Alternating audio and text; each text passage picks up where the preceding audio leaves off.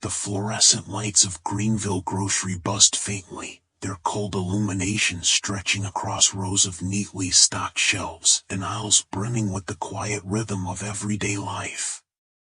It was a Tuesday afternoon, and the store carried the unhurried pulse of midweek errands. Customers moved with purpose, their carts rattling softly against the polished linoleum, while the mechanical beeps of barcode scanners punctuated the air like the ticks of an unseen clock. Outside, the autumn sun hung low, casting long shadows that hinted at the encroaching dusk. Beatrice Johnson, a woman whose presence seemed to command both respect and curiosity, navigated the produce aisle with deliberate care. At 78, her movements were slower but no less purposeful, her hands, weathered by time and toil, expertly inspecting the ripest fruits and freshest greens. Her colorful headscarf, tied snugly above her silver curls, added a splash of vibrancy to her otherwise modest attire. To the casual observer, she might have appeared as just another elderly shopper, but to those who knew her, Beatrice was a cornerstone of the Greenville community. She carried with her the weight of history, a living archive of battles fought and victories won in the name of justice and equality. A retired schoolteacher, Beatrice had spent decades shaping young minds, often in classrooms where she was the first and only black educator. Quietly, she had become a symbol of perseverance, her courage woven into the very fabric of Greenville's identity.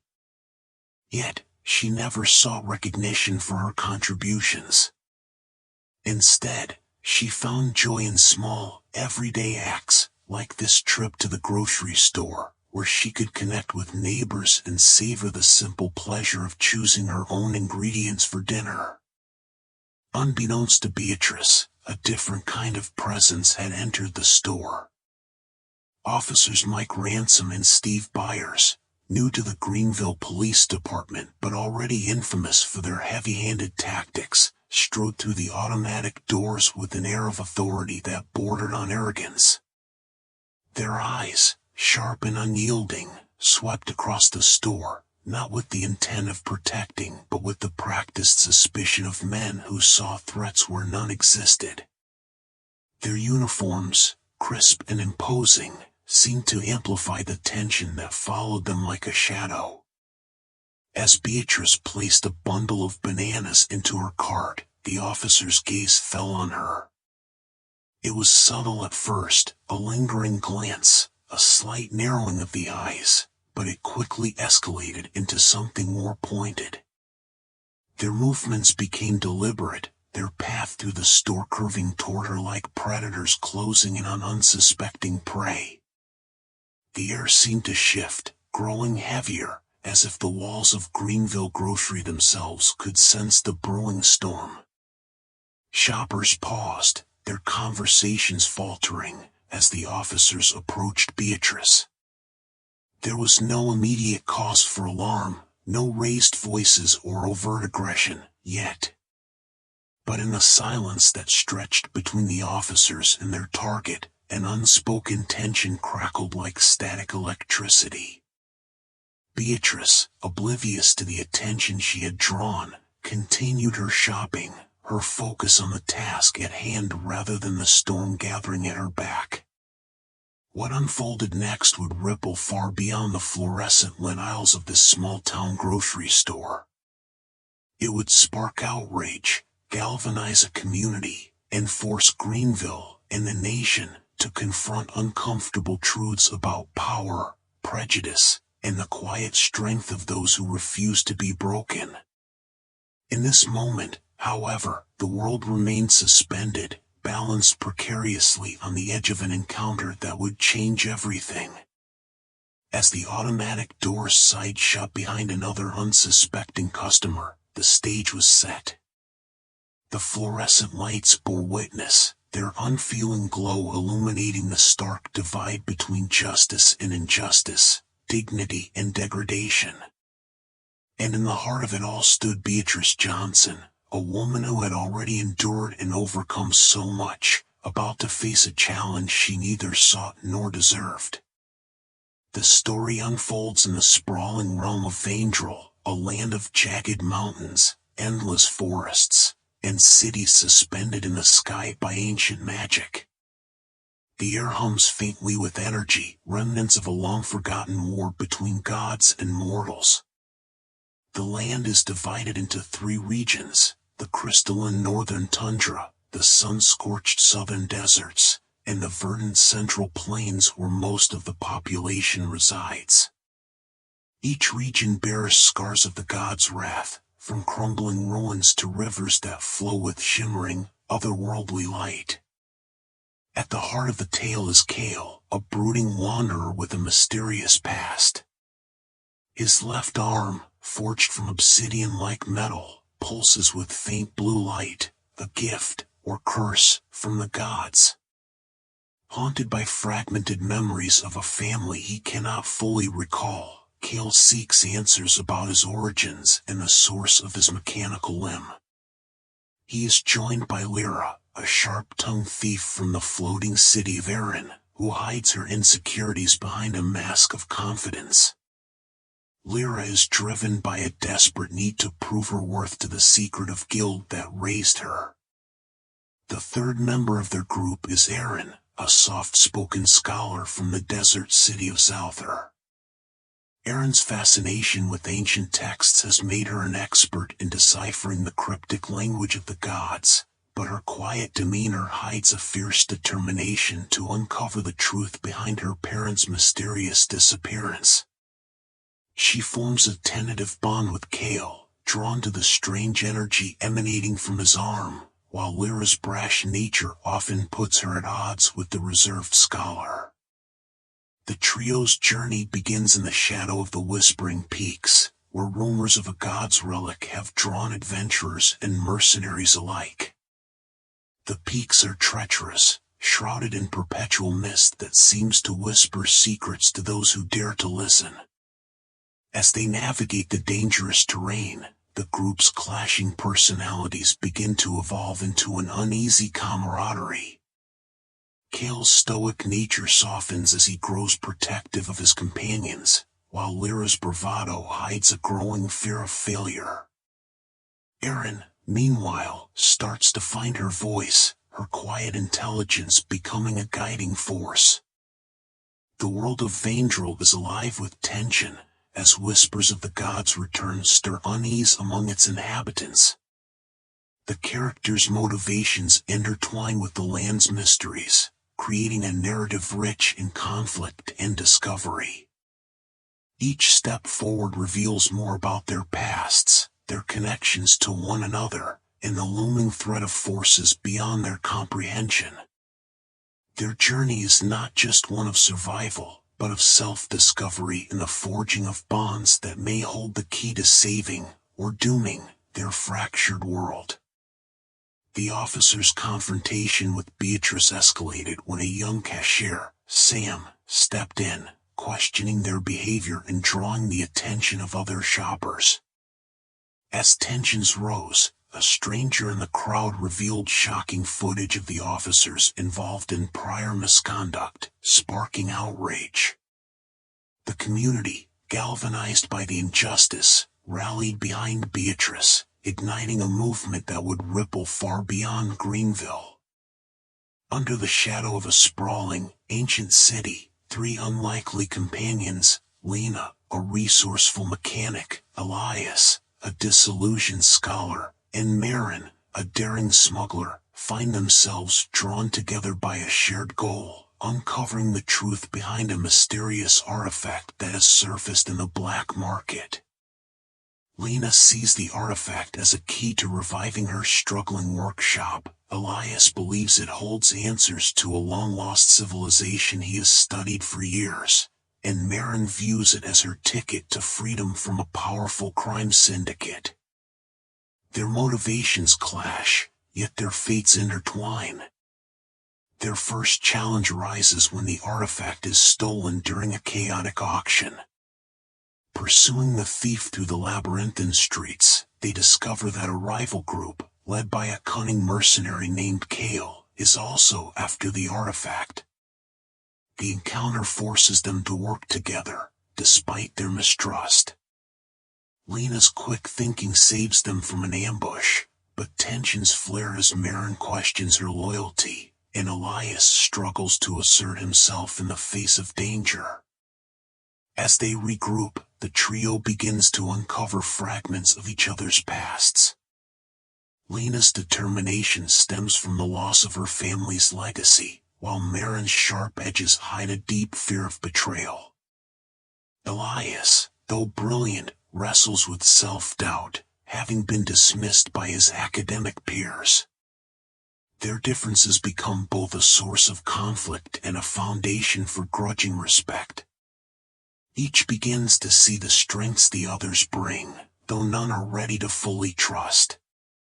Meanwhile, a subplot unfolds as Marin's former employer, a shadowy figure known only as the broker, learns of her involvement.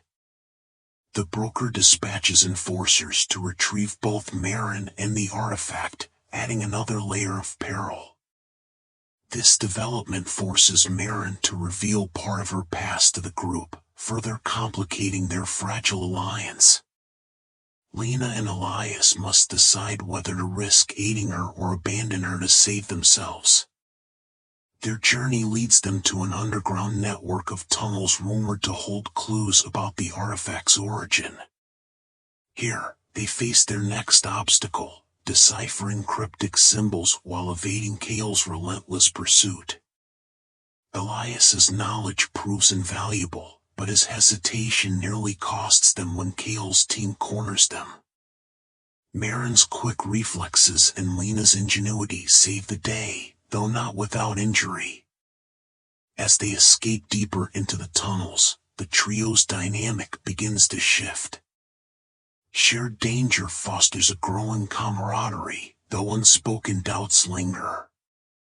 The artifact's mysteries deepen, and with every step, the stakes rise, not just for their individual goals, but for the bonds they are beginning to form.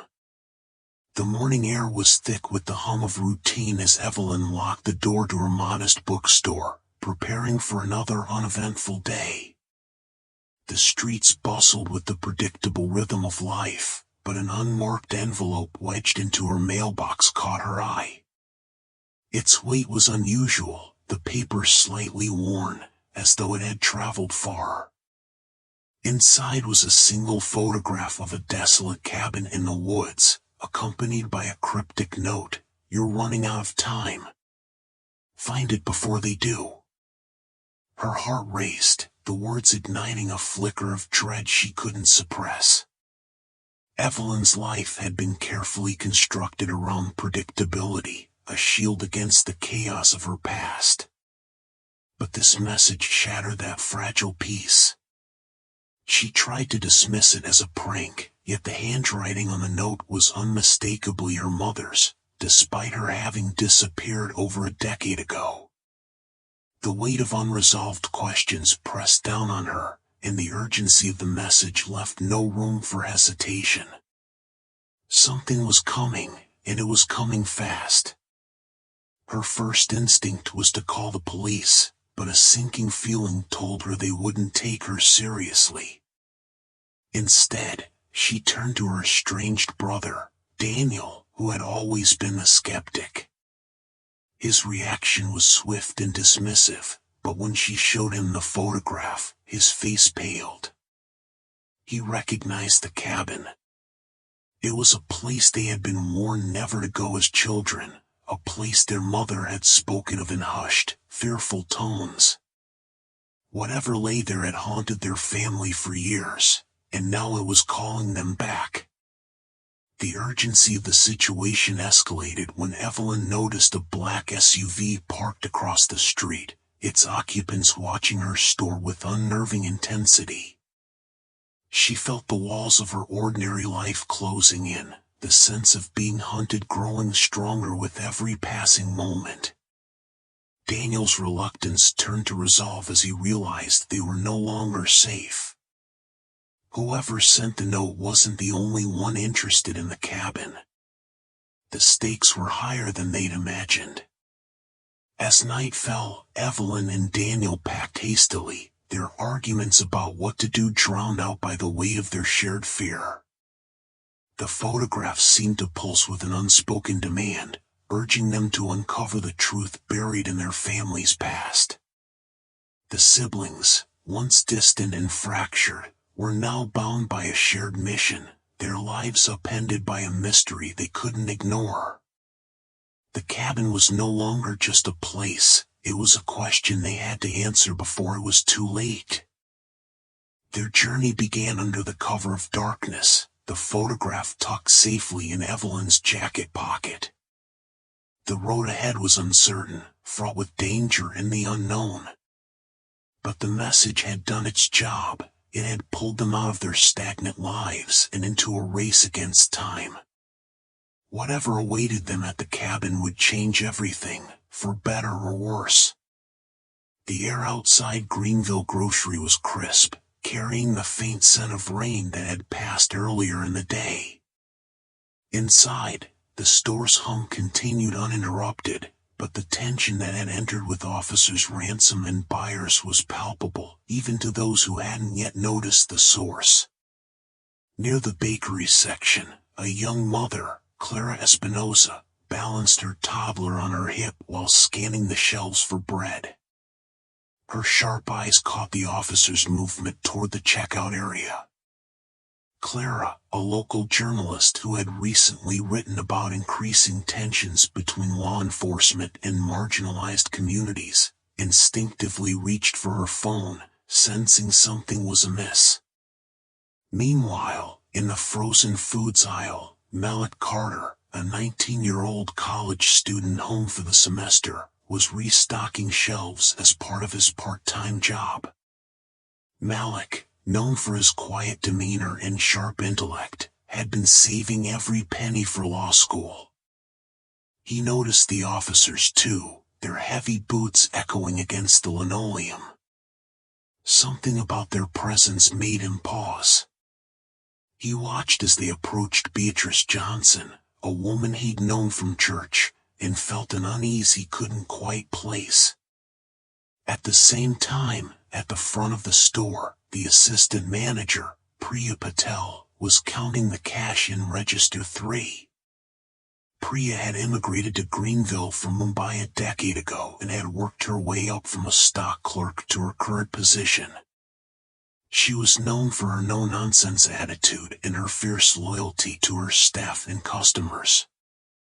When she noticed the officers speaking to Beatrice in what appeared to be an accusatory tone, her instincts kicked in. She quickly gestured to the cashier on duty, a high school senior named Jordan, to keep an eye on the situation while she stepped out of the office to observe. The officers, now standing uncomfortably close to Beatrice, began questioning her about items in her cart. Their voices, though not yet raised, carried an edge that drew the attention of nearby shoppers. Beatrice, calm but visibly confused, responded with quiet dignity, her words measured and polite. Yet, it was clear the officers were not satisfied. Clara, still holding her phone, began recording discreetly, her heart pounding as she watched the scene unfold. In the midst of this, an elderly man named Arthur Green, a retired school principal and longtime friend of Beatrice, approached the checkout area. Arthur, who had mentored countless students over the years, immediately recognized the officer's behavior for what it was. He stepped forward, his voice steady but firm, and addressed them. "Is there a problem here, gentlemen?" The officers turned to Arthur, their expressions hardening. "Stay out of this," one of them snapped, but Arthur didn't flinch. "I'm not staying out of anything," he replied. "This woman is a pillar of our community, and I won't stand by while you treat her like a criminal." By now, a small crowd had gathered, their murmurs growing louder. Malik stepped out from behind the freezer section, his apron still on, and positioned himself nearby, ready to intervene if necessary. Priya, standing at a distance, had already called the store's owner, Mr. Patel, to inform him of the escalating situation. She was also mentally preparing to involve the local news station if things got worse. What no one in the store yet realized was that this confrontation was about to ripple far beyond Greenville. Clara's video, coupled with security footage and eyewitness accounts, would soon go viral. But more importantly, the community's response, led by people like Arthur, Priya, Malik, and Clara, would become a rallying cry for justice. As the scene continued to unfold, the fluorescent lights of Greenville Grocery illuminated not just the produce and canned goods, but the faces of a community on the brink of a reckoning. And though the officers believed they held the power in that moment, they were about to learn that the strength of a united community could not be so easily dismissed. The tension in Greenville Grocery thickened as Beatrice Johnson, oblivious to the brewing storm, placed her items on the conveyor belt with practiced care. The cashier, a young woman named Elena Vasquez, greeted her warmly, her voice a soothing reprieve from the hum of the store. Elena, a single mother juggling 2 jobs to support her son, had always admired Beatrice. She often lingered in conversation with the elder woman, drawn to her quiet strength and the stories she occasionally shared about Greenville's history. But today, Elena's smile faltered as she noticed the 2 officers approaching. Their heavy boots echoed on the polished floor, their postures rigid with authority. Officer Ransom's gaze locked on Beatrice's card, while Byers muttered something under his breath, eliciting a smirk from his partner. Elena's stomach churned. She'd seen this before, an unwarranted display of power cloaked in the guise of routine. "Ma'am," Ransom said, his voice sharp enough to cut through the quiet hum of the store. Beatrice turned, her kind eyes meeting his with a calm that seemed to disarm him momentarily. "We need to ask you a few questions," he continued, his tone laced with suspicion. Elena's hand froze mid-scan, her heart pounding. Around them, shoppers began to pause, their curiosity piqued by the officer's sudden focus on the elderly woman. Beatrice, ever composed, straightened her back and nodded. "Of course, officers. How can I help you?" The officers exchanged a glance before Byers stepped forward, his voice dripping with condescension. "We've received reports of suspicious activity in the area. Mind if we check your bag?" Beatrice's brow furrowed, her confusion evident. "Suspicious activity? I'm just here to buy groceries." Her voice was steady, but Elena could see the faint tremble in her hands.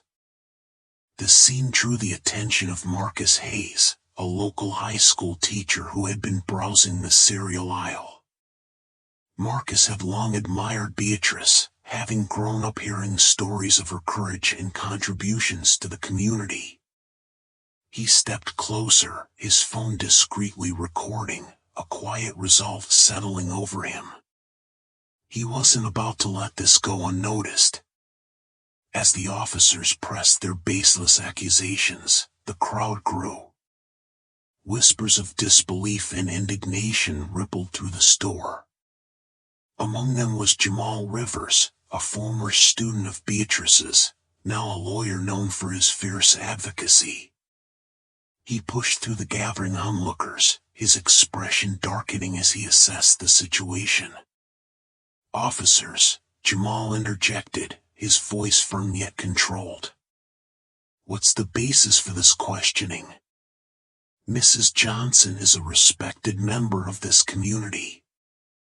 Ransom's jaw tightened, his authority challenged. "Step back, sir." This doesn't concern you. It concerns all of us, Jamal shot back, his tone unwavering. You're targeting an elderly woman with no cause. That's harassment, plain and simple. The crowd murmured in agreement, their collective outrage growing. Elena, emboldened by the support around her, spoke up.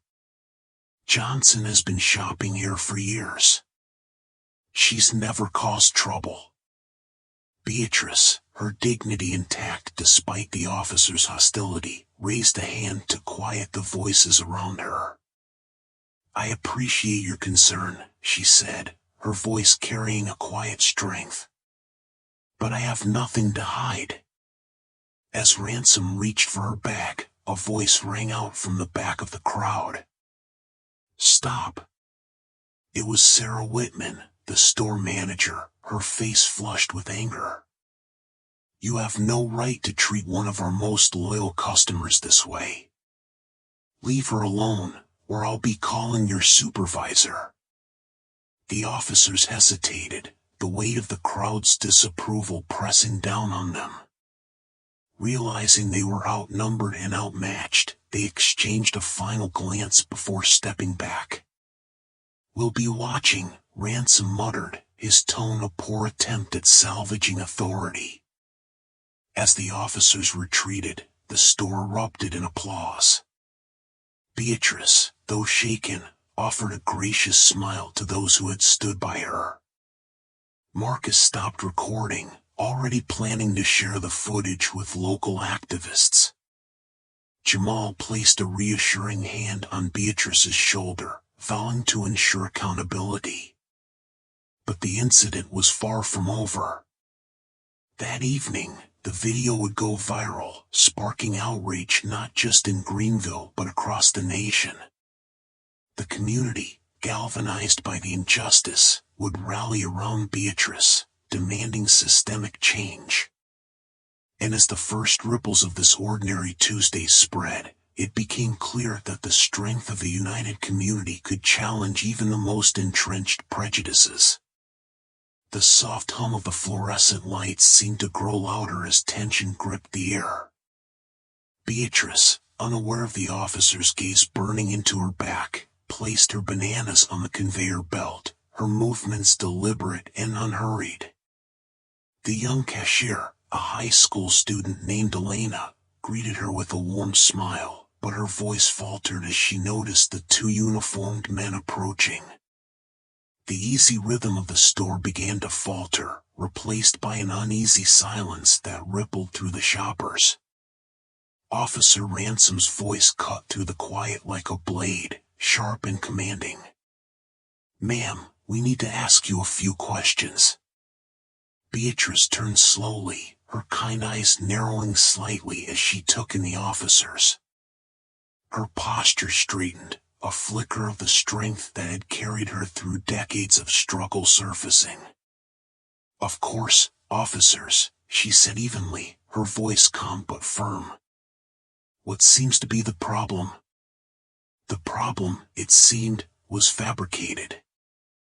A vague accusation of suspicious behavior, thinly veiled behind the officer's authoritative tones, was leveled at Beatrice. The absurdity of it hung in the air, unspoken but palpable. Shoppers began to gather at a distance, their phones discreetly raised, recording the unfolding scene. Elena's hands trembled as she bagged Beatrice's groceries, her wide eyes darting between the officers and the elderly woman who had become an unexpected focal point. Beatrice, ever composed, met their questions with quiet dignity. But as the officers' voices grew louder, their demands more invasive, the atmosphere shifted.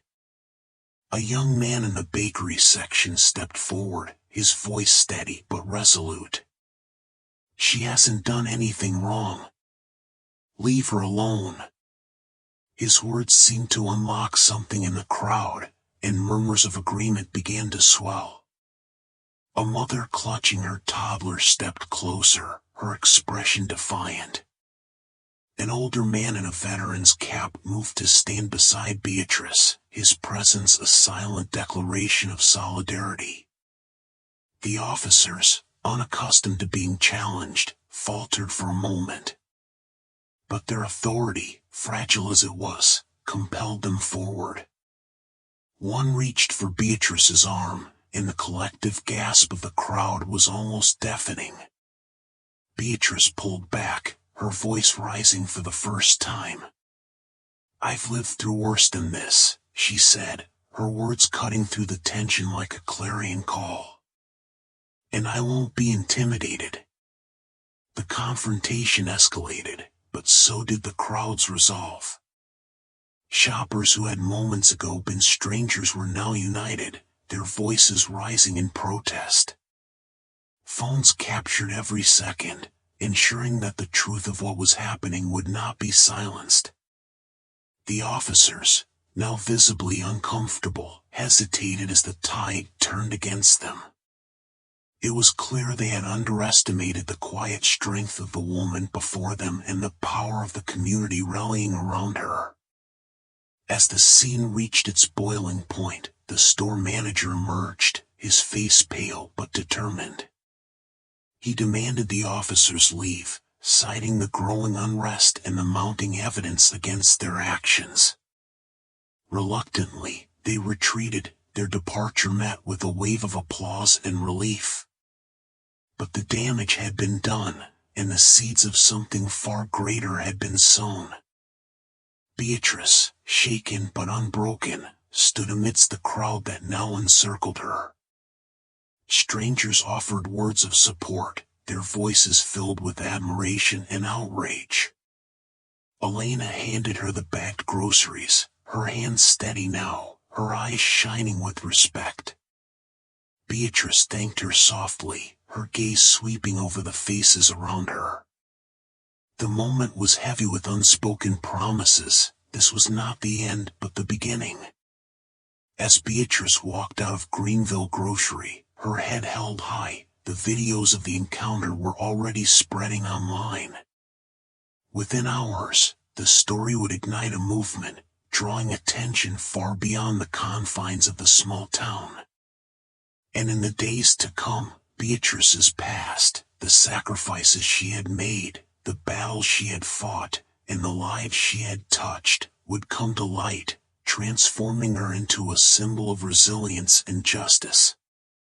The events of that Tuesday afternoon were no longer confined to the grocery store. They were a spark, a catalyst for change, and a reminder that even in the most ordinary places, extraordinary courage can rise to meet injustice. The fluorescent lights of Greenville Grocery had illuminated more than just produce that day. They had shone a light on the enduring power of community and the unyielding strength of a single, steadfast soul. The fluorescent hum of the grocery lights seemed louder now, almost oppressive, as if the store itself held its breath. Beatrice, oblivious to the tension building near the entrance, placed her bananas carefully on the conveyor belt. The cashier, a young woman named Elena with tired eyes and a warm smile, greeted her with the familiarity of someone who had rung up Beatrice's modest groceries every Tuesday for the past year. Elena often admired Beatrice's quiet strength, though she'd never said so aloud. Today, however, her smile faltered as she caught sight of the officers approaching. Ransom and Byers moved with a deliberate swagger, their boots heavy against the polished floor. They exchanged a glance, a silent agreement that needed no words. Their target was clear. Beatrice, still unaware, rummaged in her purse for her neatly folded coupons. The officers stopped just short of her cart, their presence casting a shadow over the checkout lane. "Ma'am," Ransom began, his voice sharp enough to cut through the ambient noise. Beatrice looked up, startled but composed. "We've had reports of suspicious activity in the area. Mind telling us what you're doing here?" Elena froze, her hand hovering over the register. A few shoppers nearby turned their heads, their curiosity piqued. Beatrice straightened, her back as straight as it could be for a woman her age, and met Ransom's gaze. "I'm buying groceries," she said simply, her voice steady. Buyer smirked, leaning closer to inspect her cart as if it held contraband. "You always shop here, ma'am?" Elena's fingers tightened around the edge of the counter. "Officers," she interjected hesitantly, "Mrs. Johnson is a regular. She's here every week." Ransom ignored her, his eyes narrowing as he gestured to Beatrice's purse. "Mind if we take a look in there, ma'am? Just routine." Beatrice's hands trembled slightly as she clutched her purse to her chest. "Routine? I've done nothing wrong." The murmurs among the shoppers grew louder. A man in a business suit pulled out his phone, angling it discreetly to capture the scene. A young mother in yoga pants whispered to her toddler to stay close. The air grew thick with unspoken tension, the kind that precedes a storm. "Ma'am, we can do this the easy way or the hard way," Byers said, his hand inching toward the handcuffs on his belt. At that moment, a voice rang out from the bakery section. "What's going on here?" It was Marcus Hayes, a local pastor and one of Beatrice's former students. He strode toward the checkout lane, his tall frame exuding calm authority. His presence seemed to shift the energy in the room, drawing the attention of everyone present. "Pastor Hayes," Beatrice said softly, relief flickering across her face. "Officers," Marcus said firmly, his voice steady but edged with steel. "Mrs. Johnson is a pillar of this community. Whatever you think you're doing, I suggest you reconsider." Ransom bristled, his jaw tightening. "Stay out of this, sir. It's police business." Marcus didn't back down. "And I'm making it my business. You don't intimidate an elderly woman in front of her neighbors and call it justice." The crowd was no longer just watching, it was growing. Shoppers abandoned their carts, inching closer to the scene. Phones were out now, recording openly. The tension was palpable, the hum of the fluorescent lights drowned out by the collective heartbeat of a community on edge. Beatrice, still clutching her purse, looked up at Marcus, her eyes glistening. "Thank you," she whispered. The officers exchanged a glance, the weight of the crowd's scrutiny beginning to press down on them. But before they could decide their next move, the store's manager, a wiry man named Harold, appeared from the back office. "Just doing our job," Ransom said, his tone defensive now. "Your job?" Harold's eyes flicked to Beatrice, then to Marcus, and finally to the gathering crowd. "Your job is to harass one of the most respected women in Greenville? In my store?" The officers hesitated, their bravado faltering. The crowd's murmurs grew louder, a low rumble of discontent. It was clear this wasn't going to end quietly. For Beatrice, the moment felt surreal. She had faced down far greater threats in her lifetime, but the indignity of this encounter stung deeply. Yet, as she looked around at the faces of her neighbors, their anger and solidarity shining through, she realized something profound. This wasn't just about her. This was about all of them. The stage was set, the players in position. What began as an ordinary trip to the grocery store had become a flashpoint, a moment that would ripple far beyond the walls of Greenville Grocery. And as the first domino teetered on the edge, ready to fall, Beatrice stood a little taller, her dignity intact, and her spirit unbroken. The fluorescent lights of Greenville Grocery continued their steady hum, oblivious to the tension building beneath their glow. Beatrice Johnson, now at the checkout counter, fumbled in her purse for her worn coin pouch. Her hands, steady despite their age, betrayed none of the unease that had begun to ripple through the store. Nearby, a young mother hurried her child along, sensing the shift in the atmosphere. The officers had stopped just short of the produce section, their clipped conversation too low to hear but their intent unmistakable. Outside, the late afternoon sun cast long shadows across the parking lot, where a small group of teenagers lingered near their bikes. Among them was Jamal Carter, a high school senior with a keen eye for injustice and a phone always ready to document it. Inside, the store manager, Mr. Patel, glanced nervously toward the officers, his instincts telling him trouble was brewing. He had seen too many headlines and knew how quickly situations like this could spiral out of control. Beatrice, unaware of the officer's scrutiny, placed her modest selection of groceries on the conveyor belt. The cashier, a young woman named Marisol, smiled warmly at her, exchanging pleasantries as she scanned the items. But the moment was interrupted as officers Ransom and Byers approached, their boots heavy against the linoleum. They stopped just behind Beatrice, their presence looming like a storm cloud. "Ma'am, we need to ask you a few questions," Officer Ransom said, his tone sharp and authoritative. Beatrice turned slowly, her expression calm but questioning. "About what, officer?" The officers exchanged a glance before Byers, less restrained, spoke up. "We've had reports of suspicious activity. Mind telling us what's in your bag?" The store seemed to hold its breath. Marisol froze mid-scan, her eyes darting nervously between Beatrice and the officers. Customers in nearby aisles stopped in their tracks, their curiosity piqued by the confrontation. Jamal, still outside, noticed the commotion through the glass doors and instinctively began recording as he entered the store.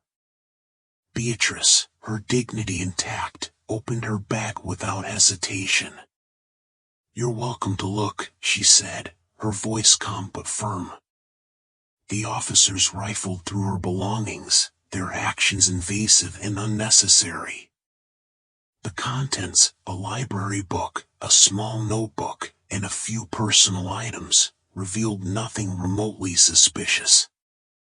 Yet their demeanor remained hostile, their authority unchecked. It was Marisol who broke the silence. "She's a regular here," she said, her voice trembling but resolute. "She's never caused any trouble." Her words, though simple, carried weight, emboldening others nearby to speak up. A middle-aged man in a baseball cap muttered, "This is ridiculous," while an elderly woman with a cane nodded in agreement.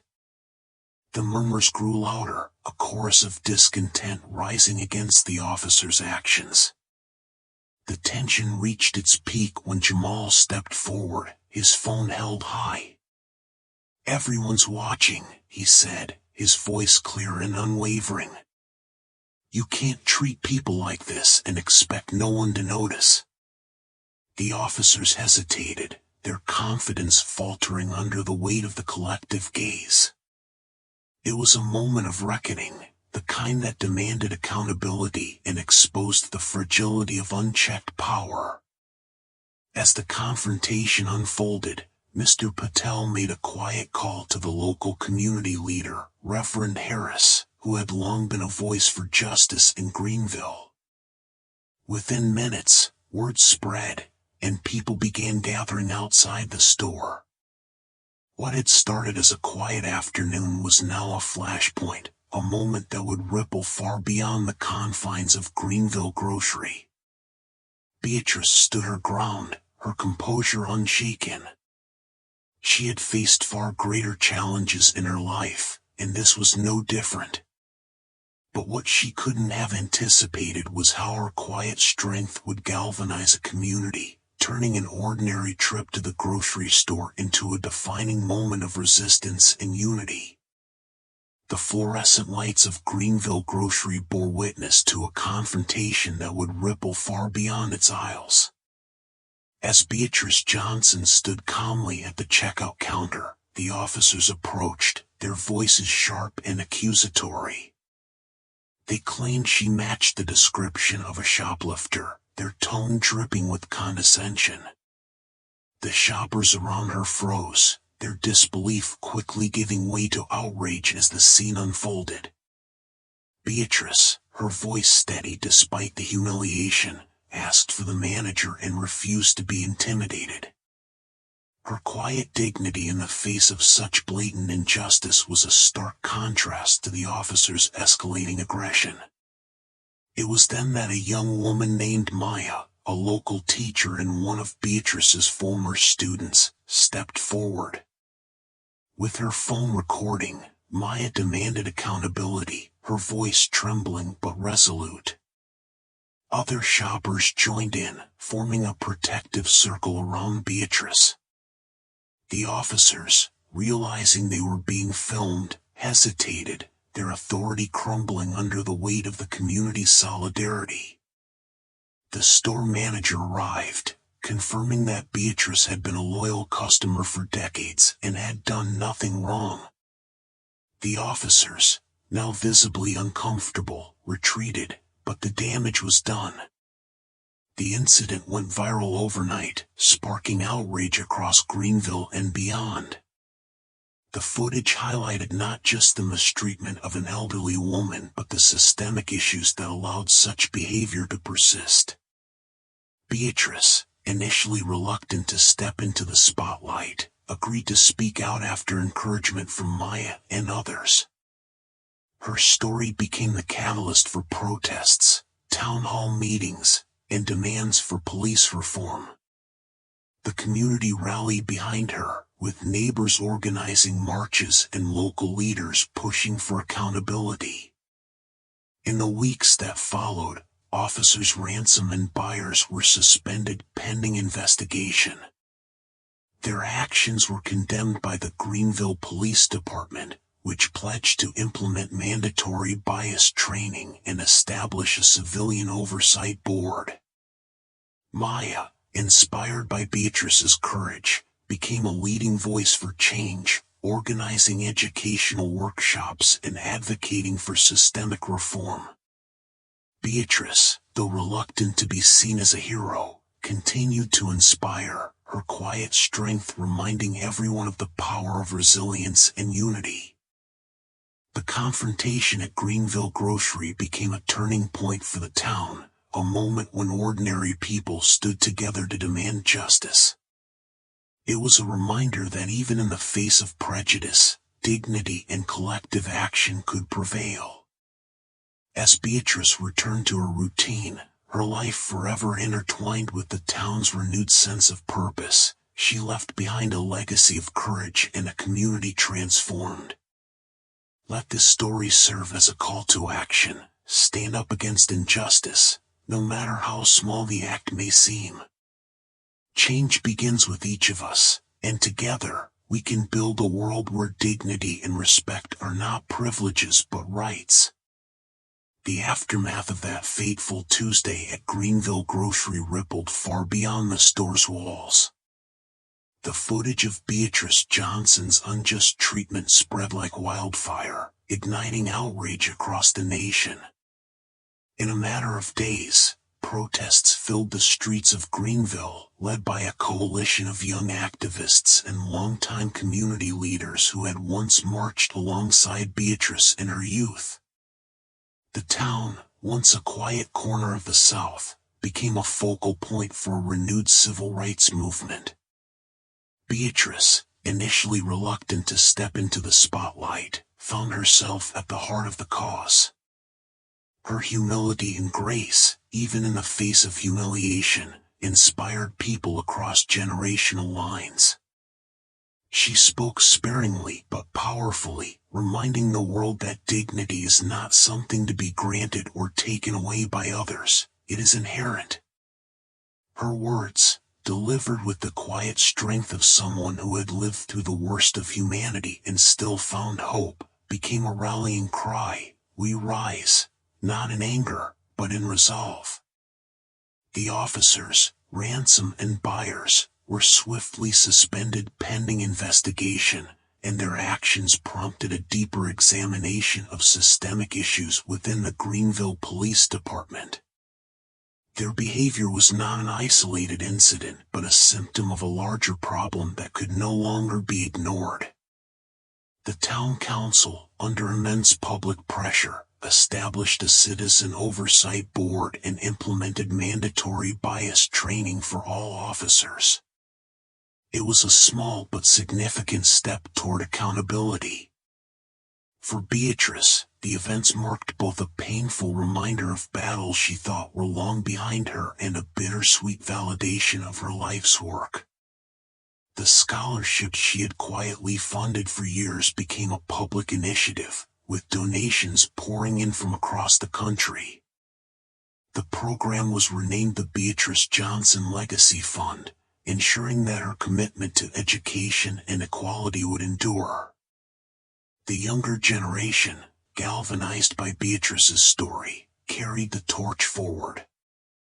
Among them was Maya, a college student who had filmed the incident and posted it online.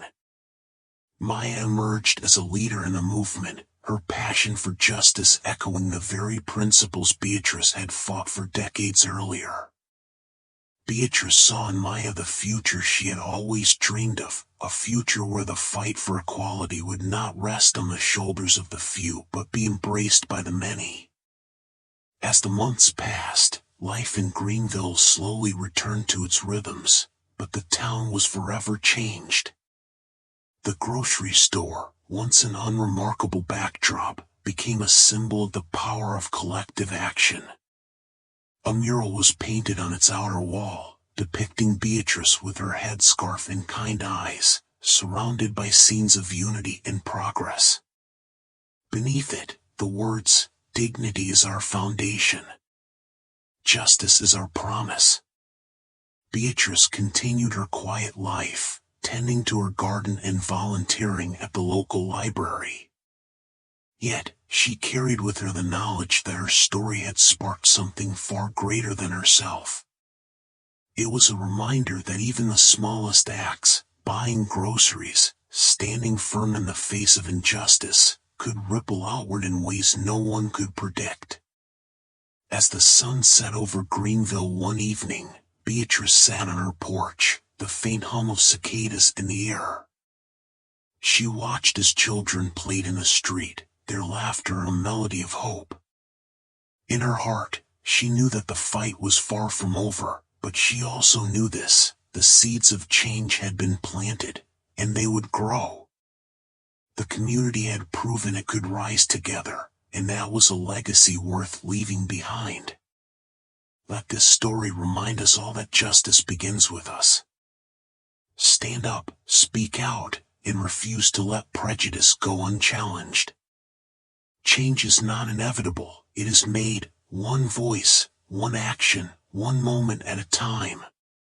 Beatrice's story shows us that even in the face of adversity, the human spirit can prevail. The question is, how will you use your voice to shape the future?